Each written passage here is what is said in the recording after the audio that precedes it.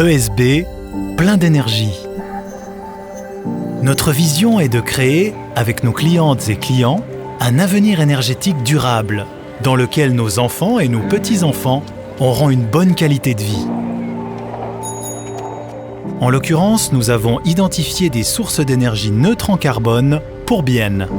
Nous avons trouvé des sources de chaleur naturelles pour chaque quartier que nous pouvons désormais utiliser pour des réseaux thermiques.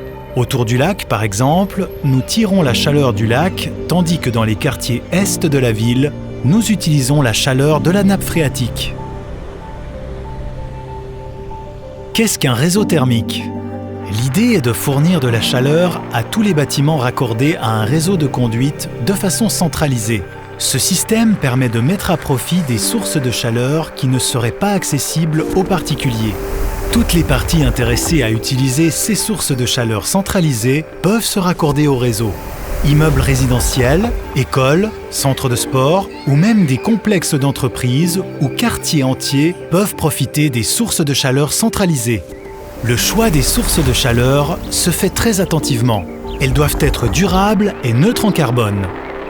Il peut s'agir d'une centrale à copeaux de bois exploitée avec du bois local, où la chaleur est tirée des eaux de surface locales, ou encore de la nappe phréatique. Ces sources de chaleur naturelles ont tout un impact climatique particulièrement faible. Comment raccorder un bâtiment à un réseau thermique ? Afin de pouvoir utiliser la chaleur d'une centrale de chauffage, de petites adaptations sont nécessaires dans votre bâtiment. Tout d'abord, il faut démonter la chaudière et, le cas échéant, le réservoir de mazout. Un gain de place pour vous. Ensuite, votre bâtiment est raccordé au réseau. Comment la chaleur arrive-t-elle dans le bâtiment ? L'ancienne chaudière et le réservoir de mazout sont remplacés par un échangeur thermique. L'échangeur thermique transmet la chaleur du réseau au circuit de chauffage du bâtiment. Ce système d'échange présente une très grande efficacité, pratiquement sans perte de chaleur.